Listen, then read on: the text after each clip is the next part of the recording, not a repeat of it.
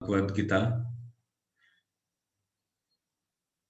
शिला Prabhupada ISKCON के founder आचार्य द्वारा तात्पर्य एवं अनुवाद। शिला प्रभुपाद की जय। ओम नमो भगवते वासुदेवाय। ओम नमो भगवते वासुदेवाय। ओम नमो भगवते वासुदेवाय। भगवद गीता पहला अध्याय श्लोक संख्या 25। भीष्म द्रोण प्रमुखतः सर्वेषां च महिषितान् वाच पार्थ पश्चातान् समवेतान् कुरुनीति। भीष्म, द्रोण तथा विश्व भर के अन्य समस्त राजाओं के सामने भगवान ने कहा कि हे पार्थ, यहां पर एकत्र सारे कुरुओं को देखो। तो देखिए, भगवान श्री कृष्ण अर्जुन महात्मा का सारथी बनते हैं और अर्जुन महात्मा का आज्ञा का पालन भी कर रहे हैं। अर्जुन की इच्छा हुई कि इस युद्ध भूमि में दोनों पक्षों से आए हुए राजा, सैनिक, रिश्तेदार जो भी है, इन सब को देखने की इच्छा है। तो भगवान श्री कृष्ण जो अखंड अखिल ब्रह्मांड के जो नायक है, असंख्य करोड़ों ब्रह्मांडों के जो नायक है, जो मुख्य है, जो प्रधान है, उन्होंने अर्जुन महात्मा की इस बात को सुनी और रथ को दोनों सेनाओं के बीच में ले गए और भगवान बोलते हैं, हे पार्थ। पार्थ यहाँ पर अर्जुन को कहा गया है क्योंकि अर्जुन और कृष्ण का एक संबंध था, वो बुआ का बेटा भाई था, इसलिए उन्हें कहा गया पार्थ कि हे पार्थ, यहां पर एकत्र सारे कुरुओं को देखो। तो यहां पर भगवान जो है ये जान गए कि अर्जुन महात्मा अब धीरे धीरे माया के बंधन में फंसने वाला है और इसलिए भगवान स्वयं अर्जुन को बोलते हैं, क्या? देखो, सबको देखो, क्योंकि देखने से तुम्हारा जो बीमारी है वो चालू हो जाएगा। यहां पर एक बहुत प्रमुख चीज हम लोग को सीखने के लिए जीवन में, कि हम लोग इस माया जाल में या भव बंधन में, या हम लोग जो ट्रैप जो होते हैं, फंसते हैं, वो देखने से स्टार्ट होता है। बगल वाले का घर तो देखो 4 तल्ला का बिल्डिंग है, उसका हस्बैंड के यहाँ 4 गाड़ी है, उसके यहाँ 3-3 ऑफिस है, वो एरोप्लेन में मनाली घूमने जाता है, वहां जाता है, यहाँ जाता है। हम लोग तो फॉरेन ट्रिप साल में 2 बार लगाता है। बस बीमारी चालू हो गया। कहां से चालू हुआ? देखने से। माया जाल में फंसने के लिए सबसे पहले है देखना, क्योंकि हम लोग कैसे देखते हैं उसको? शरीर के स्तर से देखते हैं, देह के स्तर से देखते हैं। तो भगवान क्या बोल रहे हैं? हे अर्जुन, तुम देखो। यहां देखो देखो बोलेंगे और भगवान जब अर्जुन को ज्ञान दे देंगे तब बोलेंगे सुनो, सुनो, अब सुनो। यहां दिखा दिए, उसको भवबंधन में फंसा देंगे, हाँ? क्योंकि भगवान की इच्छा थी। तात्पर्य में क्या लिखा है? समस्त जीवों के परमात्मा रूप भगवान कृष्ण ये जानते थे कि अर्जुन के मन में क्या बीत रहा है।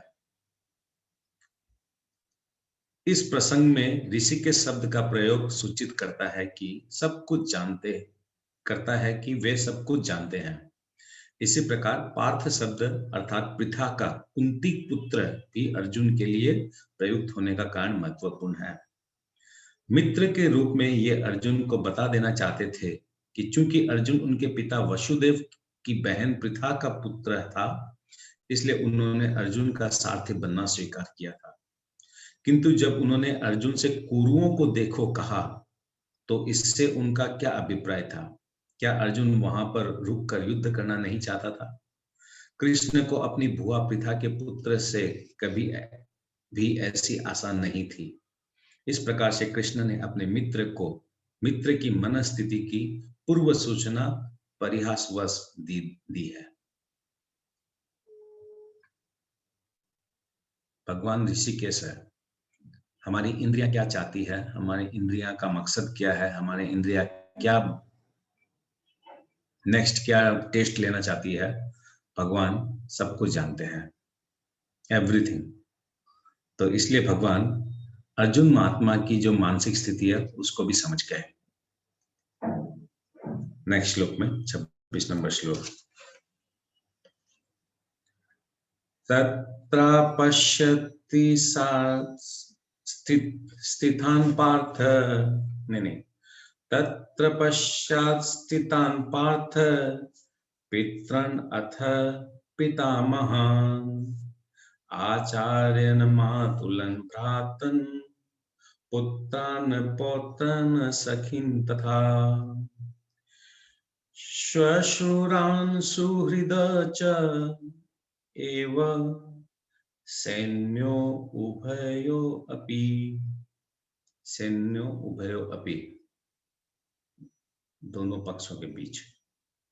अर्जुन ने वहां पर दोनों पक्षों की सेनाओं के मध्य में अपने चाचा, ताओं, पितामहों, गुरुओं, मामाओं, भाइयों, पुत्रों, पौत्रों, मित्रों, ससुरों और शुभचिंतकों को भी देखा। तो भगवान जानबूझकर क्या करते हैं, अर्जुन की उस रथ को भीष्म पितामह और द्रोणाचार्य के सामने लाकर खड़ा करते हैं। भगवान चाहते तो इधर उधर भी खड़ा कर सकते थे, मगर जहां पर द्रोणाचार्य भीष्म पितामह थे वहां उस रथ को लाकर खड़ा कर देते हैं और बोलते हैं सारे सेनाओं को देखो। मगर अर्जुन महात्मा क्या देख रहा है, पितामह दादाजी लोग को देख रहे हैं, चाचा जी लोग को देख रहे हैं, ताऊ को देख रहे हैं, भाई लोग को देख रहे हैं, मामा लोग को देख रहे हैं, पुत्र को देख रहे हैं, पौत्र को देख रहे हैं, गुरुजनों को देख रहे हैं।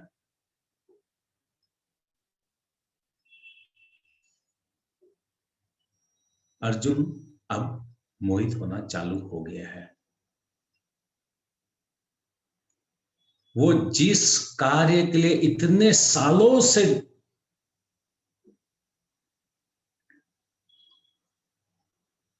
उड़िक रहा था, इतने सालों से वो बेचैन था इस युद्ध के लिए, और युद्ध भूमि में आके क्या बोल रहा है, मैं इसको देखूंगा, मैं उसको देखूंगा, यानी वो मोहग्रस्त हो रहा है।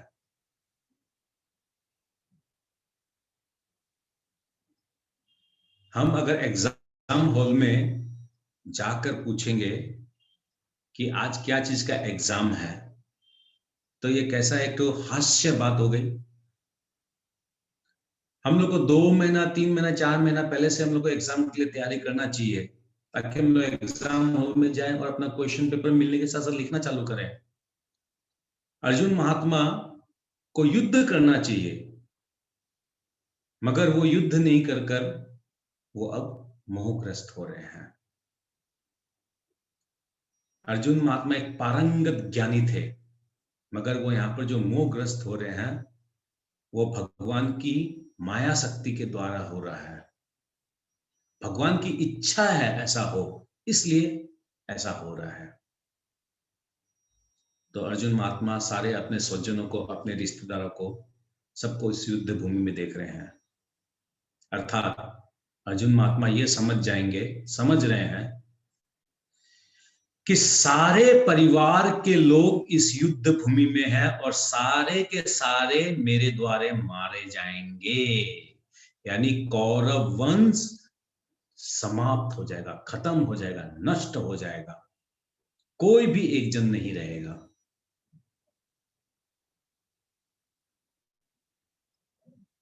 धृतराष्ट्र का वंश पूरा खत्म हो जाएगा। तो तात्पर्य में क्या बोलते हैं प्रभुपाद? कोई एक जन पढ़िए, कोई भी भक्त एक जन पढ़िए।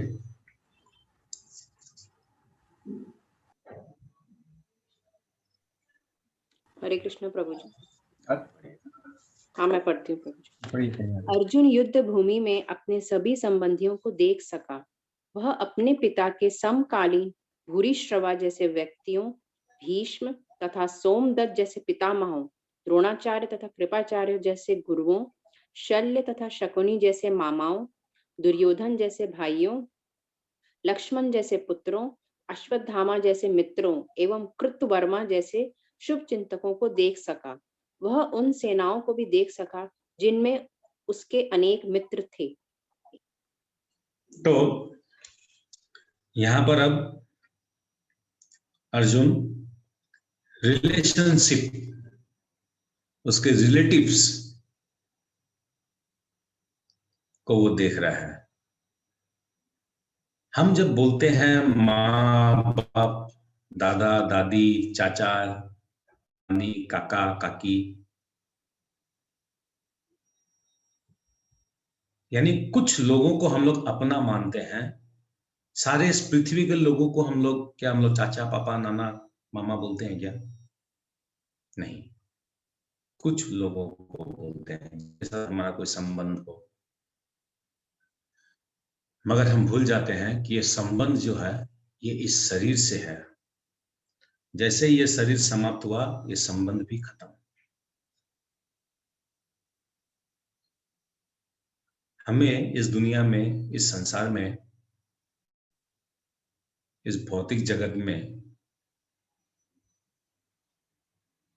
संबंध निभाने हैं। समाज में हम रहते हैं इसलिए संबंध निभाने हैं, मगर उन संबंधों के प्रति आसक्त नहीं होना है।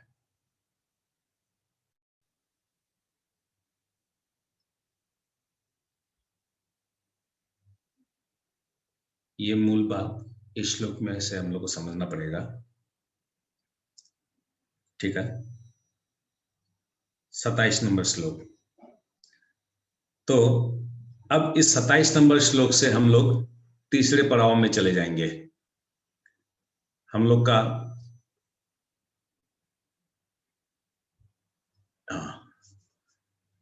अर्जुन का DOU हो गया है। अब हम लोग बी में प्रवेश करेंगे कि किस प्रकार अर्जुन जो है बिल्डर होता है।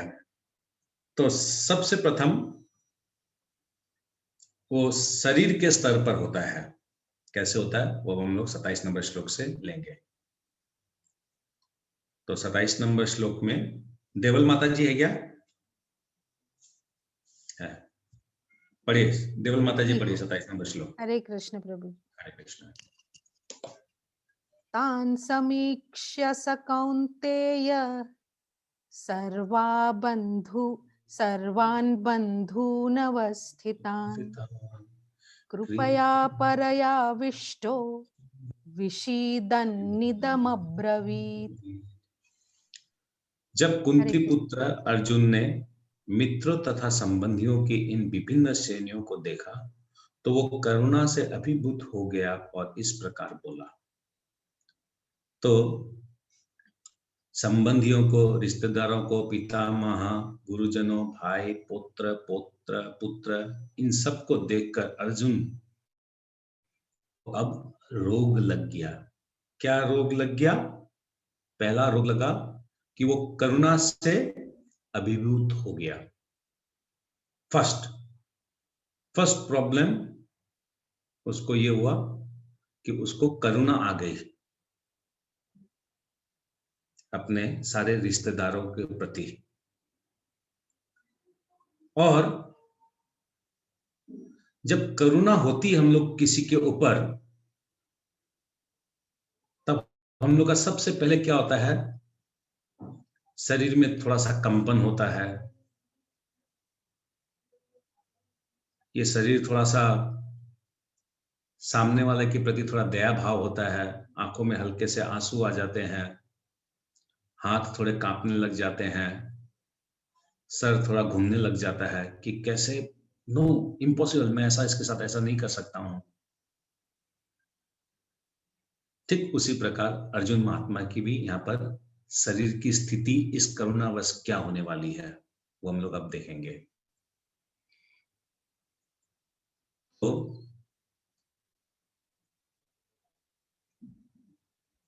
हम लोग इन 4 श्लोकों में देखेंगे, 28, 29, 30।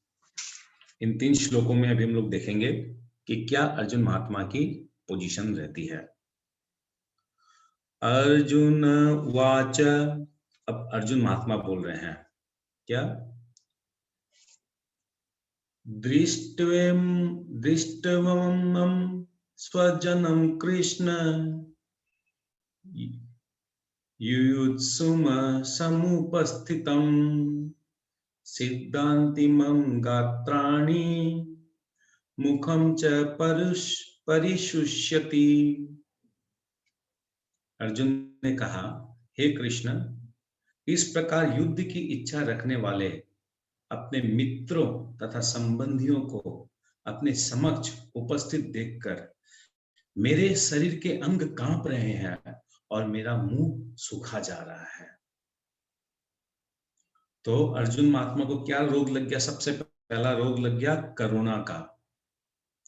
करुणा के कारण क्या हो रहे हैं? उसके शरीर के अंग कांप रहे हैं, उसके हाथ पैर कांप रहे हैं और उसका मुंह सूखा जा रहा है।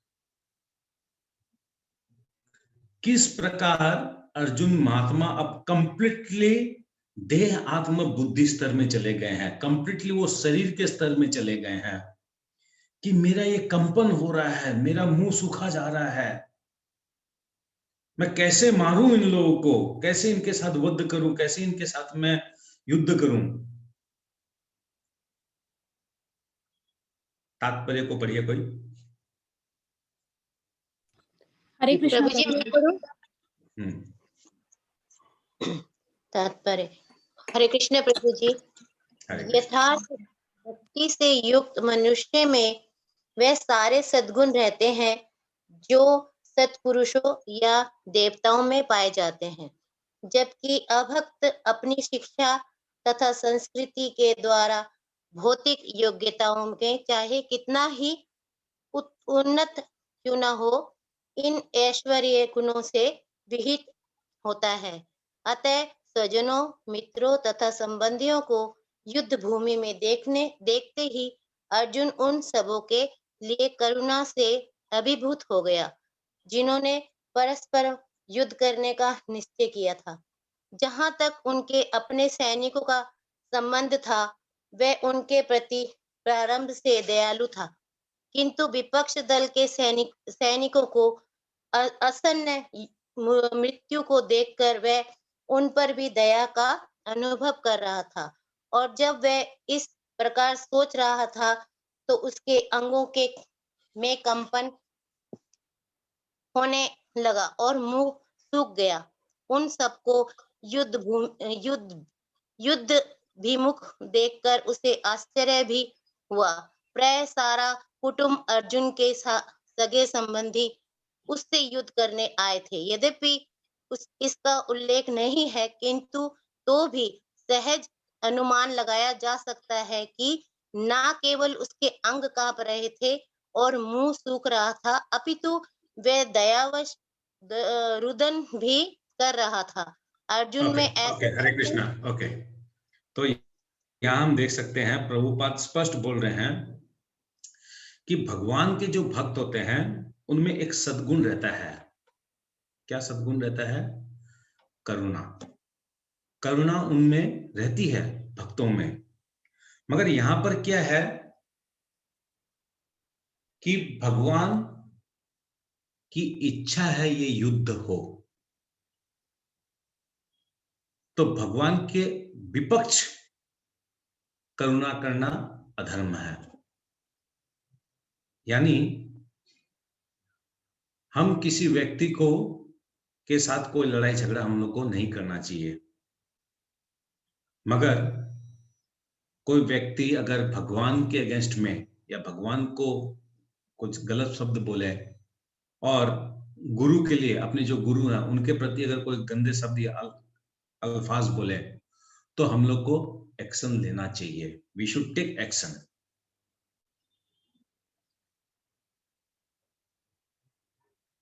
स्वाभाविक स्थिति है, ये स्वाभाविक स्थिति है। जो भक्त होते हैं वो थोड़े करुणामय होते हैं, हाँ? वो थोड़ा से दयालु होते हैं, मगर यहां पर भगवान नहीं चाहते हैं कि अर्जुन जो है सामने वाला के ऊपर कोई करुणा करे।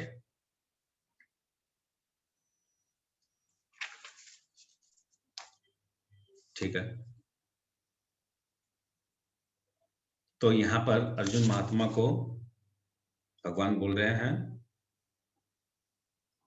कि Arjun you are in wrong direction. मगर भगवान की इच्छा है, चलो बढ़िया है, ये इसी डायरेक्शन में जाएगा तब जाके मैं भगवत गीता का प्रचार करूंगा, भगवत गीता के बारे में मैं बोलूंगा। ठीक है, 29 नंबर श्लोक।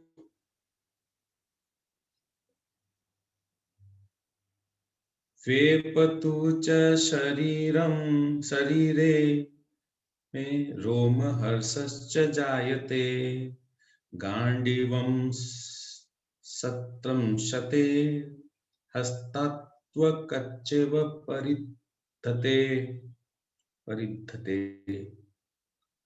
मेरा सारा शरीर कांप रहा है, मेरे रोंगटे खड़े हो रहे हैं, मेरा गांडीव धनुष मेरे हाथों से सरक रहा है और मेरी त्वचा जल रही है। तो पहले के श्लोक में हम लोगों ने देखा कि उसके हाथ पैर कांप रहे हैं और उसका मुख सूख रहा है, और अब क्या हो रहा है कि उसके रोंगटे खड़े हो रहे हैं, उसका गांडीव जो है, गांडीव धनुष जो है वो उसके हाथ से सरक रहा है और उसकी त्वचा जल रही है। तो यहाँ पर प्रभुपाद बोलते हैं कि दो प्रकार के कंपन होते हैं। एक तो होता है आध्यात्मिक जीवन में, जब भगवान के प्रति जब हम लोग का प्रेम होता है, स्नेह होता है, तो भगवान के हरि नाम कीर्तन में हम लोग को कंपन होता है। और दूसरा कंपन होता है जब हम लोग को किसी चीज के, किसी विषय, किसी वस्तु के प्रति जब डर हो तब कंपन होता है। तो डर में कंपन होना अच्छा नहीं है। कृष्ण भावनामृत में, भक्ति में, कृष्ण प्रेम में कंपन होना उत्तम है। मगर यहाँ अर्जुन को क्या हो रहा है, अर्जुन देह आत्म बुद्धि में होने के कारण, अर्जुन देह में अपने आप को देह समझ रहा है, अपने आप को शरीर समझ रहा है, और शरीर के स्तर से वो हर एक चीज को सोच रहा है, देख रहा है, समझ रहा है, भगवान के साथ अपनी युक्तियां रख रहा है। तो वो देह के संबंध में होने के कारण क्या, उसके अब विभिन्न प्रकार के इसका रोग लग गए हैं। उसका शरीर कांप रहा है, मुंह को कांप रहा है, उसके रोंगटे खड़े हो गए, उसका गांडीव छूट रहा है। एक क्षत्रिय है, क्षत्रिय होने के नाते उसके हाथ से गांडीव नहीं छूटना चाहिए, मगर यहाँ पर उसके गांडीव भी छूट रहे हैं। तात्पर्य, राधिका माता जी आप पढ़िए तात्पर्य। हरे कृष्णा प्रभु जी। शरीर में दो प्रकार का कंपन होता है और रोंगटे भी दो प्रकार से खड़े होते हैं। ऐसा या तो आध्यात्मिक परमानंद के समय या भौतिक परिस्थितियों में आध्यात्मिक भय उत्पन्न होने पर होता है। दिव्य साक्षात्कार में कोई भय नहीं होता। इस अवस्था में अर्जुन के जो लक्षण हैं, वे भौतिक भय अर्थात जीवन की हानि के कारण हैं। अन्य लक्षणों से भी यह स्पष्ट है, वह इतना अधीर हो गया है कि उसका विख्यात धनुष गांडीव उसके हाथों से सरक रहा था और उसकी त्वचा में जलन उत्पन्न हो रही थी। यह सब लक्षण देहात्म बुद्धि से जन्य है। हरे कृष्ण। हरे कृष्ण। अब और आगे क्या बीमारी है, अर्जुन महात्मा के शरीर से क्या उत्पन्न हुआ, वो अब हम लोग और देखेंगे। आनंद प्रभु है तो 30 नंबर श्लोक पढ़िए, या रविश मालपानी प्रभु आप पढ़िए। हरे कृष्ण प्रभु जी। हरे कृष्ण। न च शक्नोमि न च शक्नोमि अवस्थितुं भ्रमति इव च मे मनः निम्मितानि च पश्यामि विपरीतानि केशव। अनुवाद भी पढ़िए प्रभु। मैं यहाँ अब और अधिक खड़ा रहने में असमर्थ हूँ। मैं अपने को भूल रहा हूँ और मेरा सर चकरा रहा है। हे कृष्ण, मुझे तो केवल अमंगल के कारण दिख रहे हैं। थैंक यू प्रभु। हरे कृष्ण। तो अर्जुन महात्मा के पिछले 2 श्लोकों में हम लोग विभिन्न प्रकार से उसके शरीर की क्या स्थिति थी उसको देखे। अब यहाँ पर क्या हो रहा है, मैं भूल रहा हूं, अर्जुन महात्मा का सर चकरा रहा है और उन्हें अमंगल ही अमंगल दिख रहा है और वो अब यहाँ खड़े रहने में भी असमर्थ है, यानी उनके पैर जो है वो डगमगा रहे हैं कंपन के कारण। देखिए किस प्रकार हम लोग की शरीर की स्थिति होती है। किसी के यहाँ इनकम टैक्स की रेड गिरे या कोई घर में चोर घुस जाए या फिर कोई पुलिस केस हो गया या कोई कोर्ट कचहरी हो गया, तो हम लोग अक्सर देखते हैं कि किस प्रकार हम लोग का मुंह सूख जाता है, शरीर में कंपन होता है, त्वचा में जलन होने लग जाती है, हाथ से फाइल या कागज जो भी है वो गिरने लग जाते हैं। इसके पीछे कारण क्या है? इसके पीछे कारण है कि हम लोग शरीर के स्तर से जब इस भौतिक, इस मैटेरियल जगत के कोई चीजों के प्रति जब आसक्त होते हैं, इस भौतिक जगत के कोई चीज को प्राप्त करने के लिए जब हमारी इच्छा होती है और उसमें हम लोग जब फेल हो जाते हैं, तब हमारी ये दशा होती है, दुर्दशा होती है।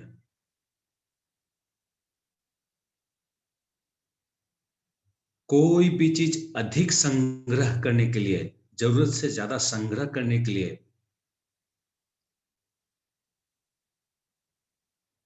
संग्रह करने का जो परिणाम जो होता है, हर बार नहीं, मैक्सिमम ऑफ द टाइम, वो ऐसी स्थिति को उत्पन्न करता है। आपके पास 2, 4, 5 करोड़ रुपया है, उससे जीवन अच्छा से चल सकता है, मगर उसके लिए और अधिक धन संग्रह करने के चक्कर में और अधिक से अधिक घर, संपत्ति, सोना, गहना, जमीन, प्लॉट, उसके चक्कर में और ज्यादा से ज्यादा इनकम करो, ज्यादा से ज्यादा ब्लैक मनी इकट्ठा करो, इनकम टैक्स का चोरी करो। तो भौतिक चीजों के प्रति अति आसक्त होने के कारण इन परिस्थितियों की उत्पन्न होती है। हम लोग अक्सर देखते हैं बहुत सारे लोग जो है आत्महत्या करते हैं, सुसाइड करते हैं, मानसिक तनाव में रहते हैं, फ्रस्ट्रेटेड रहते हैं, क्या बोलते हैं वो एक बीमारी भी है ना, उसको क्या बोलते हैं, डिप्रेशन में रहते हैं। क्यों? क्योंकि हम लोग को भौतिक चीजों के प्रति आसक्ति है, मेटेरियल चीजों के प्रति। घर मतलब कम से कम 5-6 तो फ्लैट होना चाहिए, 2-4 मकान होना चाहिए, 2-3 बंगलो होना चाहिए। आसाम में, गुवाहाटी में, दिल्ली में, पुणे में, महाराष्ट्र में, सब जगह एक एक होना चाहिए प्लॉट। कम से कम 3-4 गाड़ी होनी चाहिए, 2 मर्सिडीज भी होनी चाहिए उसके अंदर में। बगल वाला के यहाँ ये है, मेरे यहाँ नहीं है, उसका बेटा सिंगापुर में पढ़ता है तो मेरा बेटा कम से कम बोस्टन में जाके पढ़े। तो इस प्रकार देखने से बीमारियां हुई और बीमारी होने के बाद हम उस मेटेरियल चीज के प्रति हम भी आसक्त हो गए। अब आसक्त होने के कारण हम उसे पाने की कोशिश करते हैं, जैसे तैसे वो हमें मिले। कुछ सफल होते हैं, कुछ असफल होते हैं। जो असफल हो जाते हैं वो क्या करते हैं? सुइसाइड, फ्रस्ट्रेटेड हो जाते हैं। इस प्रकार से वो उस उस लाइन को, उस रास्ता में उन लोग चले जाते हैं, इतना डेंजरस सोच तक चले जाते हैं, क्योंकि वो क्या सोचते हैं कि सुसाइड कर लूंगा तो मैं फ्री हो जाऊंगा, मैं मुक्त हो जाऊंगा। ऐसे अक्सर देखा गया है, इस टाइप के फ्रस्ट्रेटेड लोग, कुछ नशा जाती है, कोई चीज करते हैं कि नशा करेंगे तो बस मैं मुक्त हो जाऊंगा, मगर वो ये भूल जाते हैं कि ये नशा करने से, रात को नशा किया, सुबह तक खत्म, फिनिश, वापस वो जिस दुविधा में था उस दुविधा में वो वापस आ जाएगा। तो इस देह आत्म बुद्धि में, इस देह के बुद्धि में अर्जुन महात्मा रहने के कारण अर्जुन महात्मा मोहग्रस्त हो गए। आंख से देखा और मन ने उसको चाहा, वहीं गड़बड़ी चालू हो गई।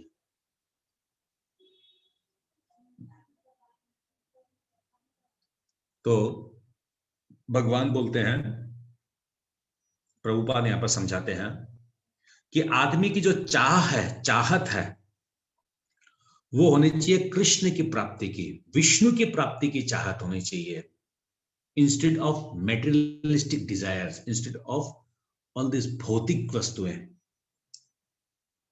हमें आध्यात्मिक उपलब्धि करना है।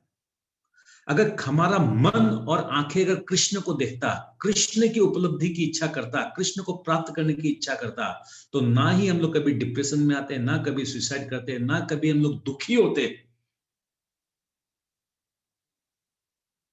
When सेंटर पॉइंट, जब हमारा मेन केंद्र बिंदु अगर कृष्ण है, तब हम इस जगत में रहकर भी आनंद में रह सकते हैं। और अगर हम इस शरीर के स्तर में हैं, इस मेटेरियलिस्टिक डिजायर के स्तर पे हैं, तो हम सिर्फ और सिर्फ दुख ही दुख पाएंगे, कठिन अवस्था में रहेंगे। तो हम लोग का वास्तविक स्वार्थ जो है हम लोग का, वो भगवान की प्राप्ति में होना चाहिए, कृष्ण की प्राप्ति में होना चाहिए, कृष्ण के साथ संबंध डेवलप करने में होना चाहिए। कृष्ण के साथ संबंध डेवलप करके आप लोग को जो करना है वो कीजिए ना। Where is the problem? आपको संतान की प्राप्ति करनी है, नो प्रॉब्लम। हम लोग कृष्ण भावनामृत में रहकर, कृष्ण को केंद्र बिंदु बनाकर, कृष्ण को रिक्वेस्ट करने, कृष्ण आप मेरे को ऐसी संतान दो कि वो भक्त बने, आपकी सेवा करे, आपका पूजन करे, आपकी आरती करे, आपका जाप करे। हम लोग को बिजनेस करना है, where is the problem? Krishna, आपने जो ये मेरे गृहस्थ के जो लोगों को आपने मेरे साथ जोड़ा है, ये सब आप ही की संतान है, तो मैं खूब अच्छे से कमाऊं, खूब ईमानदारी से, खूब बढ़िया से काम करूं, ताकि मेरे पास लक्ष्मी आए, तो उस धन से मैं आपको भी भोग लगाऊं, आपका श्रृंगार करूं, आपका दर्शन करूं, और उस भोग को हम लोग सबको प्रसाद रूप में पाएं। क्या प्रॉब्लम है? डोसा का भोग लगाइए, पनीर का भोग लगाइए, नान लगाइए, कुलचा लगाइए, क्या खाना है वो लगाइए, जो इच्छा वो लीजिए। केंद्र बिंदु हो गया कृष्ण। ऐसा नहीं है कि बस आज पनीर खाने का इच्छा, भाई पनीर बनाओ, चलो चलो हम लोग खाएंगे, डाइनिंग टेबल पर बैठ गए और खाना स्टार्ट कर दिए। ये हो गया शरीर के स्तर से, कि शरीर को चलाने के लिए, शरीर की इंद्रिय तृप्ति के लिए मैंने पनीर सब्जी खाया। मगर इसी पनीर सब्जी को मैं जब भगवान को भोग लगा के अगर खाया, तो मैंने क्या किया, उसको भगवान के साथ जोड़ दिया। खाया उसी सब्जी को, वैसे ही डाइनिंग टेबल पे बैठ के खाया, मगर इंटेंशन जो था एट द बिगिनिंग, वो ये था कि भगवान को भोग लगा के हम पाएंगे प्रसाद रूप में। एक गाड़ी है, आप 10 गाड़ी खरीदिए, क्या प्रॉब्लम है? भगवान को केंद्र में रखिए कि मेरे पास एक गाड़ी है, मैं इस बार एक गाड़ी और खरीदूंगा। इस बार ये गाड़ी जो है, जगन्नाथ रथ यात्रा जब आएगा तो भगवान जगन्नाथ को मैं अपनी गाड़ी में लेके आऊंगा। मैं इस गाड़ी से हर संडे जाकर 2-2 आदमी अपने 2 रिश्तेदारों के पास जाऊंगा, उनको भगवत गीता दूंगा। इस गाड़ी को मैं भक्तों को दूंगा, कहीं कोई प्रचार है, कहीं कोई कीर्तन है, वहां ले जाने के लिए। आप अगर 5 करोड़ रुपया कमाते हैं, 500 करोड़ रुपया कमाइए, वेयर इज द प्रॉब्लम? क्योंकि आप जो अर्थ को, जो धन को आप कमाएंगे, वो आप कृष्ण प्रचार के लिए लगाएंगे, कृष्ण के मंदिर के लिए लगाएंगे, बनाएंगे। सोच में हम लोग को परिवर्तन लाना है, यही कृष्ण कॉन्शियसनेस है। कि इस भौतिक जगत से, इस सांसारिक जगत से जो हम लोग को प्राप्त होना है, प्राप्त तो वही होगा, मगर उस फल को, उस कर्म को, उस उन्नति को, उस डेवलपमेंट को, उस अचीवमेंट को let us first offer to lord Krishna, offer to lord Krishna, फिर हम उसको पाएंगे। Where is the problem?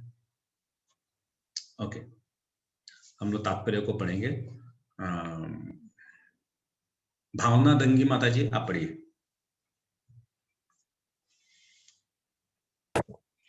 हरे कृष्णा प्रभु जी। हरे कृष्ण। अपने अधैर्य के कारण अर्जुन युद्ध भूमि में खड़ा रहने में असमर्थ था और अपने मन की इस दुर्बलता के कारण उसे आत्म विस्मृति हो रही थी।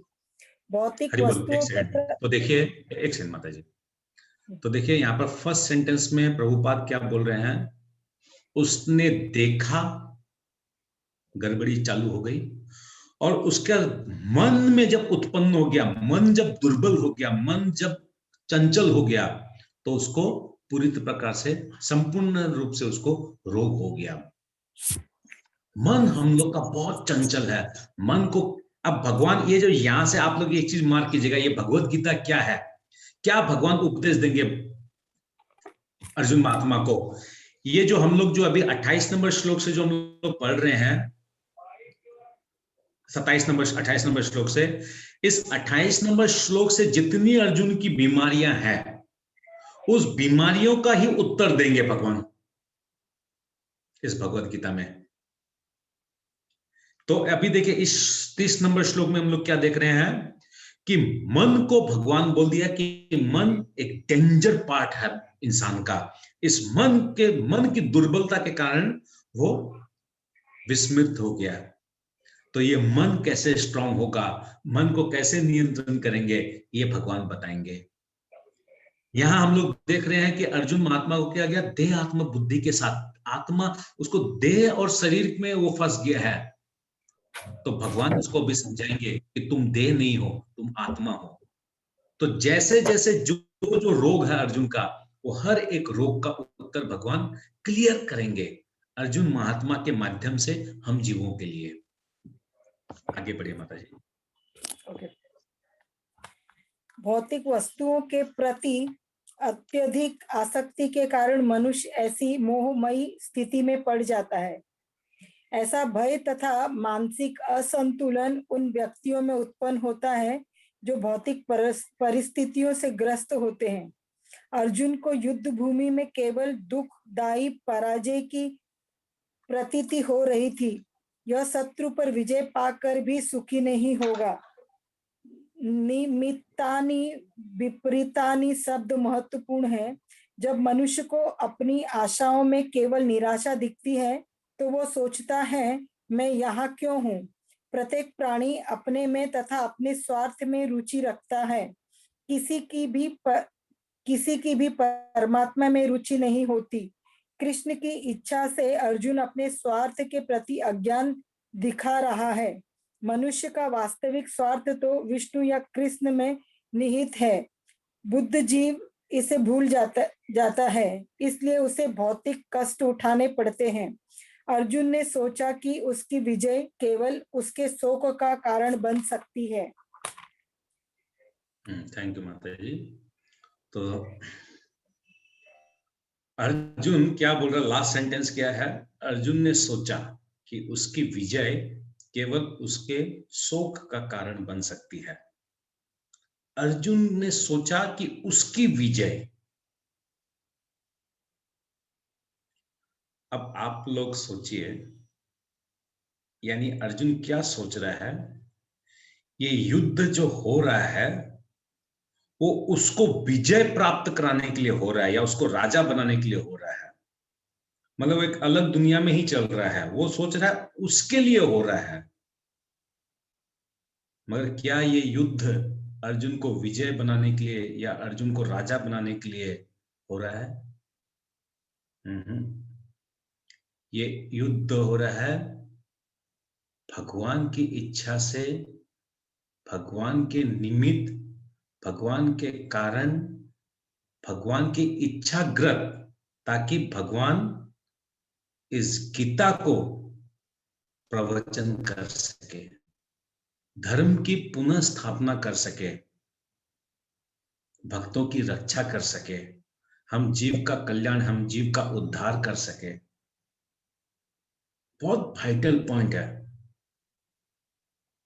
अर्जुन सोच रहा है युद्ध मैं कर रहा हूं, मैं करूंगा, मैं हारूंगा, मैं जीतूंगा, मेरा शरीर में कंपन हो रहा है, मैं जीत जाऊंगा तो राजा बनूंगा, मैं हार जाऊंगा तो क्या होगा।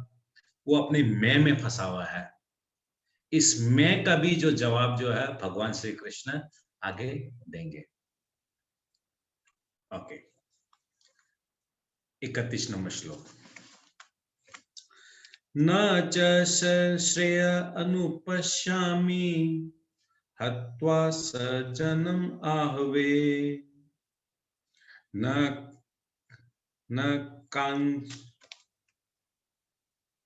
कांक्षे विजयम कृष्ण न च राज्यम सुखानि च। हे कृष्ण, इस युद्ध में अपने ही स्वजनों का वध करने से न तो मुझे कोई अच्छाई दिखती है और न मैं इससे किसी प्रकार की विजय, राज्य या सुख की इच्छा रखता हूं। तो 31 नंबर श्लोक से 35 नंबर श्लोक, 27 नंबर श्लोक से 30 नंबर श्लोक क्या था? करुणा के ऊपर, कि अर्जुन को करुणा हुई और करुणा से फिर उसके शरीर में क्या क्या बीमारियां हुई। अब 31 नंबर श्लोक से 35 नंबर श्लोक में क्या होगा कि अर्जुन को राज्य प्राप्त हो, ऐसी उसकी सोच है। और एक तरफ वो ये भी सोचेगा कि राज्य का प्राप्त हो गया तो भी मेरे को फायदा नहीं है, चिट भी मेरी पट भी मेरी। ये होने वाला है अर्जुन की मानसिक स्थिति, जो हमारे जीवन में अक्सर होता है। ये भी मिल जाए, वो भी मिल जाए, तो मिलने के बाद अब क्या और मिल जाए। क्योंकि हमारी एक टेंडेंसी है, 100 रुपया मिल गया, 1000 मिले, 1000 मिल गया, लाख मिले, लाख मिल गया, 10 लाख मिले, 10 लाख मिल गया, 1 करोड़ मिल जाए। मिल गया, सपोज 100 करोड़ रुपया ही मिल गया, अब क्या? 3 रोटी खाते थे तो क्या 30 रोटी खाएंगे?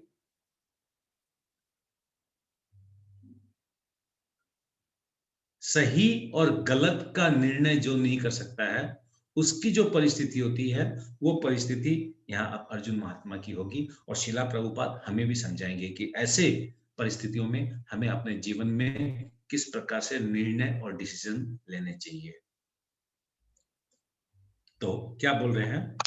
हे कृष्ण, इस युद्ध में आप अपने ही स्वजनों का वध करने से न तो मुझे अच्छाई दिखती है और ना मैं उससे किसी प्रकार की विजय, राज्य या सुख की इच्छा रखता हूं।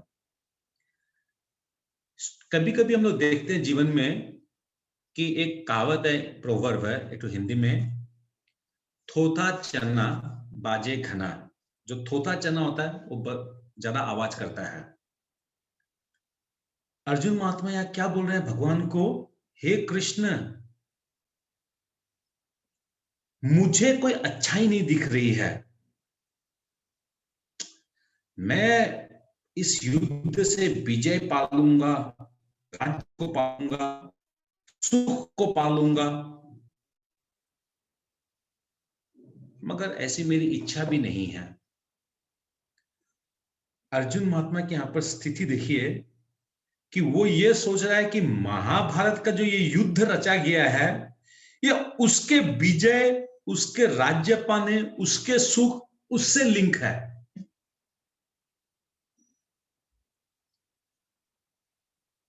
शरीर के स्तर पे जब किसी की आसक्ति होती है तो किस प्रकार फंसता है, वो यहां पता चलता है।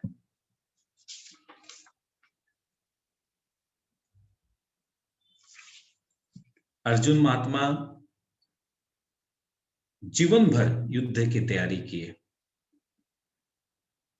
कि मुझे पराजय करना है, मुझे राजा बनना है, मैं सुखी होऊंगा, मैं राज सिंहासन पे बैठूंगा, वगैरह वगैरह। अब वो यहां पर युद्ध भूमि में आके अब क्या सोच रहा है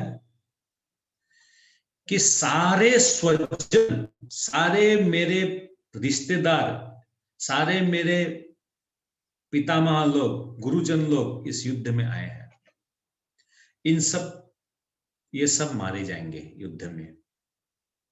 तो अब अगर मैं जीत भी गया, मैं जीत गया, तो ये जीत हासिल हुआ ये जीत मैं किसको दिखाऊंगा?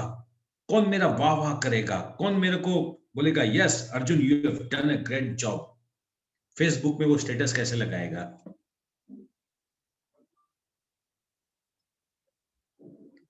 सपोज आप एक 10,000 रुपया का, 20,000 रुपया का एक सूट सिलाए और एक शादी में गए। अब उस शादी में खूब सुंदर सूट है वो, मगर कोई भी आपको एक वर्ड भी अगर नहीं बोला तो कैसा लगता है? जेंट्स लोग के साथ तो खैर कम होता है, लेडीज लोग के साथ खूब ज्यादा होता है ये चीज। तो अर्जुन महात्मा के साथ भी सेम सिचुएशन है। मैं जीत गया सब कुछ, अब क्या एंजॉय करूं मैं उसको? क्योंकि जिन लोगों के साथ एंजॉय करना है मेरे को, एंजॉय करने का मजा कब है? सामने वाला को जलाकर। यानी धृतराष्ट्र के पुत्र अगर मर ही जाएंगे तो मैं उनको जलाऊंगा कैसे? राज्य अगर मेरे को मिल गया, वो अगर देखने ही अगर नहीं रहेंगे, देखने वाले लोग, ऑडियंस ही अगर नहीं रहेगी, तो मैं उसका मजा क्या लूंगा? इस टाइप का मानसिक स्थिति हो गया है अर्जुन महात्मा का। तो ओके, तात्पर्य को कोई पढ़िए, कोई प्रभु पढ़िए, प्रभु में से कोई पढ़िए। रामू तापाड़िया प्रभु पढ़िए, या महेंद्र प्रभु है, कुलदीप प्रभु, आप लोग में से कोई पढ़िए।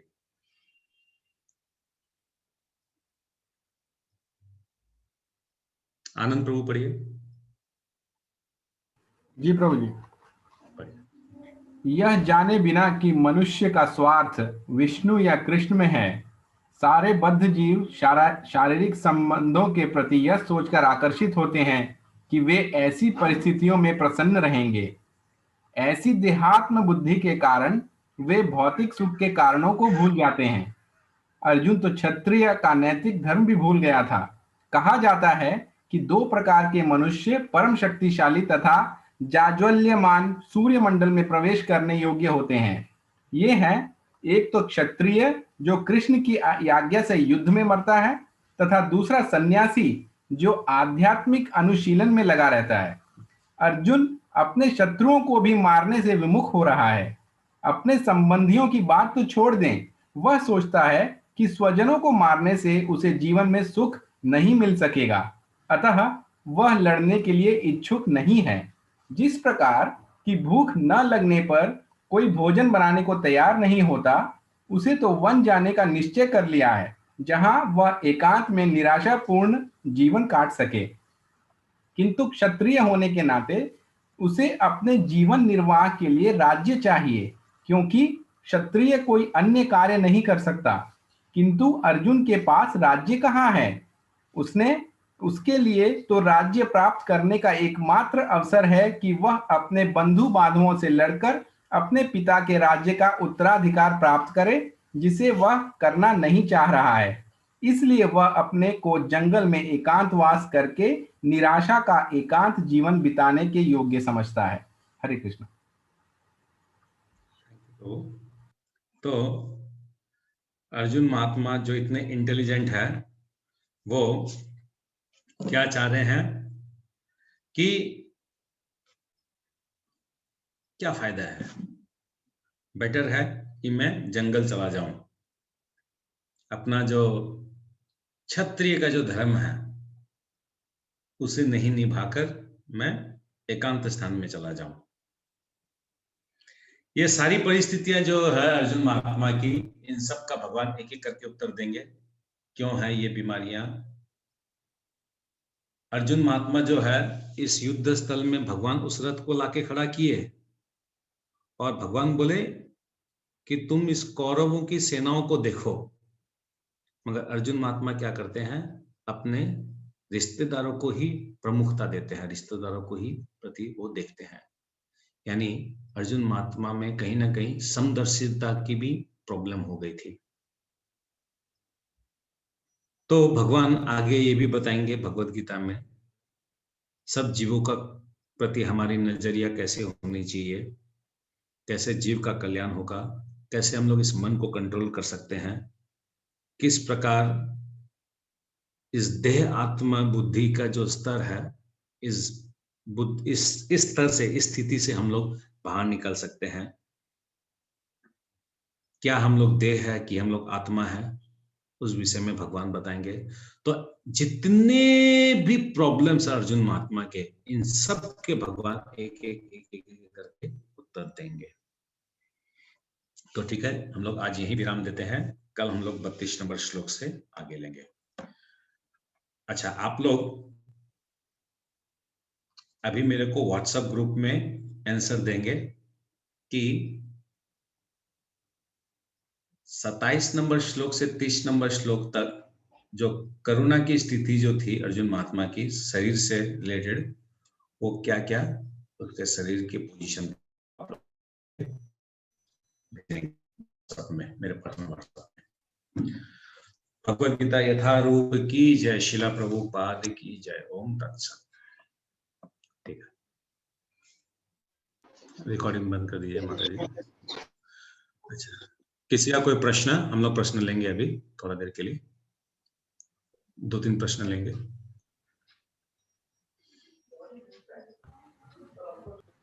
हरे कृष्णा प्रभु जी। हरे कृष्णा प्रभु जी, जैसे आप भी अर्जुन महात्मा बोल रहे हैं और शिला प्रभुपाद जी ने भी अर्जुन महात्मा बोला है, तो महात्मा का मतलब क्या उनका प्योरिटी से रिलेशन है कि जो प्योर सोल है, मतलब कैसे बोलेंगे? जैसे हम जानते हैं आत्मा, परमात्मा एंड महात्मा जी। महात्मा यानी वो अपने गुणात्मक रूप से अर्जुन जो है वो संत थे, साधु थे, वो एक ज्ञानी थे और उन्होंने आत्म साक्षात्कार किया था, इसलिए उन्हें महात्मा बोलते हैं। पर अभी यहाँ पर अर्जुन महात्मा को जो अभी दशा जो हम लोग देख रहे हैं, ये सुनने से लगता है कि कहां से ये महात्मा होगा, ये तो अपने शरीर के स्तर पे सब चीज को सोच रहे हैं। ये शरीर के स्तर पे इसलिए सोच रहे हैं ताकि गीता का प्रवचन हो और मेरे और आपके जैसा होगा कल्याण हो। जी जी। वो जानते थे कि कृष्ण भगवान है, वो जानते थे, एकदम अच्छा से जानते थे। जी clear. Hare Krishna. Thank you. Hare Krishna. किसी का और प्रश्न है? प्रीति माता जी, कुमुद माता जी, अनंत शर्मा माता जी, राधिका माता जी, गौरव, अच्छा स्वाति माता जी, सुनीता माता जी। ये गैलेक्सी S9 प्लस जो भी है, आप अपना ओरिजिनल नाम लिखिए।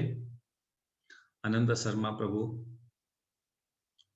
श्वेता माता जी, श्रेय शर्मा माता जी, दीपक प्रभु, मनीषा माता जी। कोई प्रश्न आप लोग का? संतोष प्रभु। ओके, किसी का कोई प्रश्न नहीं है? ग्रुप 1 के किसी भक्तों का कोई प्रश्न? कुलदीप प्रभु, महेंद्र प्रभु,